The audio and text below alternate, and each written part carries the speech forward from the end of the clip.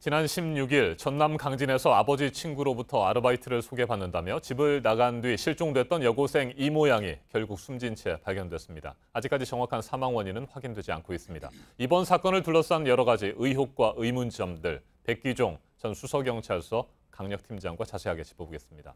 어서 오십시오. 네, 안녕하십니까. 네, 팀장님. 지난 24일, 그러니까 네. 이틀 전입니다. 네. 전남 강진 매봉산에서 시신 한 구가 발견됐는데 DNA 검사 결과 여고생 이모 양으로 최종 확인이 됐습니다. 네. 네, 시신 발견 당시 현장에 계셨다고 들었는데. 네. 제가 네. 이제 24일 날 일요일이죠. 일요일이죠. 그날 사실은 현장을 좀 실제로 탐방을 하고 싶었습니다. 그래서 현장에 가서 이제 오후 3시간 미처 안 됐는데 그러니까 범인이 그 본인의 승용차를 놔둔 그러니까 지성마을 그 산 자락이죠. 네. 그곳을 답사하고 있을 때 갑자기 수백 명의 경찰관들이 산 정상 쪽에서 함성을 지르는 소리가 들렸습니다. 그래서 이제 촉으로 알았죠. 아, 이게 시신을 찾았구나. 그래서 확인을 해보니까 실제로 시신을 찾았는데 최치견이 찾은 겁니다. 그래서 그 발견된 거였는데 제가 현장 답사를 갔는데 동시에 그 시신을 찾았다는 것이 굉장히 어떻게 보면 수사가 빨리 진행이 되겠구나 하는 생각을 했었습니다. 네, 일대에서 대대적인 수색이 진행된 것으로 알고 있는데 네.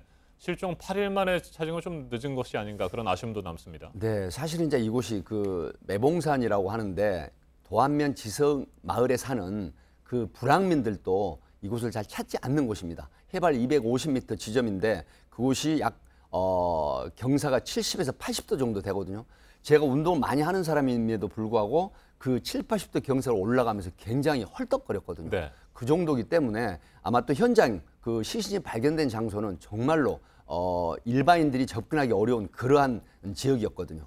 그래서 사실은 수색 섹터를 늘려가면서 그곳까지 찾는 과정에 그래서 뒤늦게 발견이 된 걸로 이렇게 분석이 되고 있습니다. 네, 말씀하신 대로 그렇게 경사가 심한 오르막길이었고요. 네. 뭐 길이라든지 차가 다닐 수 있는 곳에서 상당히 멀리 떨어져 있는 곳인데 네.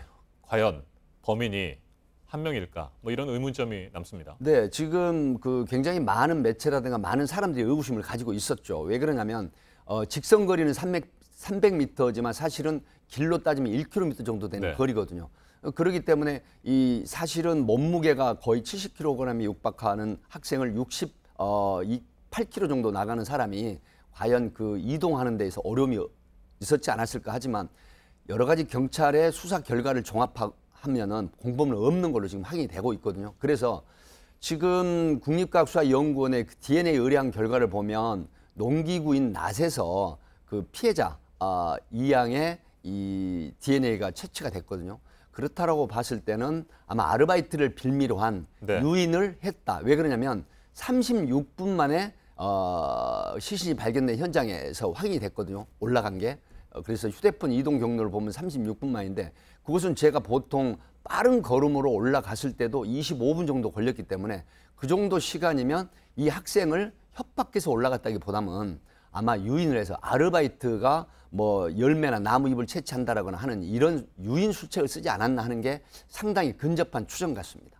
그렇다면 뭐 산 밑에서 범행이 저질렀다기보다는 일단 데리고 올라간 뒤에 그 산 정상 부근, 시신이 발견된 부근에서 어떤 범행이 이루어졌다 이렇게 볼 수 있을까요? 그렇습니다. 왜 그러냐면 그 현장 상황으로 봐서 예를 들어서 시신을 사람이 이제 생명이 있을 때 살해를 하고 이동 거리는 2명이 한다고 하더라도 굉장히 오랜 시간이 걸립니다. 왜냐하면 7, 80도 경사이기 때문에 그러기 때문에 아마 유인 술책을 써서 범행 현장까지 유인을 했다. 그리고 왜 그러냐면 지금 그 국립과학수사연구원의 DNA 결과를 보면 농기구인 낫에서 이 피해자 이양의 그 DNA가 발견됐다라고 하는 부분은 이 낫을 사용해서 입이라든가 이런 걸 채취를 해라라고 시켰을 가능성이 높다.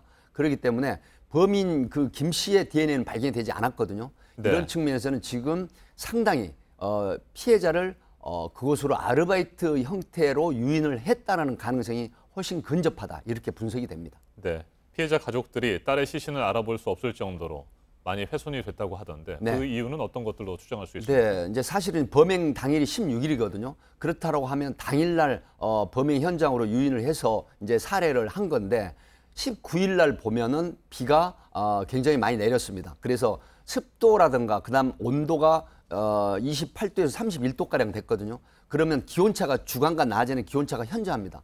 그리고 또 하나 요인은 어떤 거냐면 사실은 야생 동물인 들짐승이나 산짐승이 있습니다. 이런 부분들이 이제 시신을 훼손할 가능성이 높고요. 그리고 이제 그 머리카락이 없다는 부분에서 범인이 어떤 그 부차적인 그런 범행을 하지 않았을까 싶은데 사실 이런 부분은 야생 동물의 원인이 될 수도 있다. 이렇게 분석이 됩니다. 네, 일단 팀장님께서는 앞서 말씀하시기를 뭐 공범은 없는 것으로 보인다. 네. 이렇게 추정을 하셨는데 앞으로 경찰의 수사가 계속 진행되지 않겠습니까? 네. 일단은 유력한 용의자 김 씨가 스스로 목숨을 끊은 것으로 추정이 되기 때문에 공소권 없음 결정이 내려질 텐데 그렇습니다. 어떤 방향으로 수사가 진행이 될까요? 사실 범행을 한 사람이 사망을 하게 되면 공소권 없음 처벌을 할 수가 없죠. 대상자가 없기 때문에.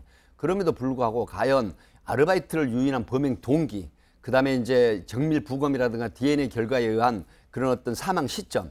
그러니까 지금 전국적으로 보면 딸 가진 부모, 특히 엄마의 입장에서는 트라우마 심리가 굉장히 심하다고 합니다. 그리고 네. 제가 강진을 갔지만 강진 현장에 그 특히 어머니들이 아마 트라우마가 굉장히 시달린다고 합니다. 이런 부분을 해소하기 위해서라도 차후에 유사 살해 범행이라든가 이런 걸 예방하기 위해서 좀 더 정확한 명백한 범행 동기 경위 이런 걸 종합적으로 수사를 해서 브리핑을 해줘야만이 그런 어떤 의구심이 해소될 것 같습니다. 네, 정말 안타까운 사건인데 경찰의 철저한 수사가 진행되기를 기대해 네. 보겠습니다.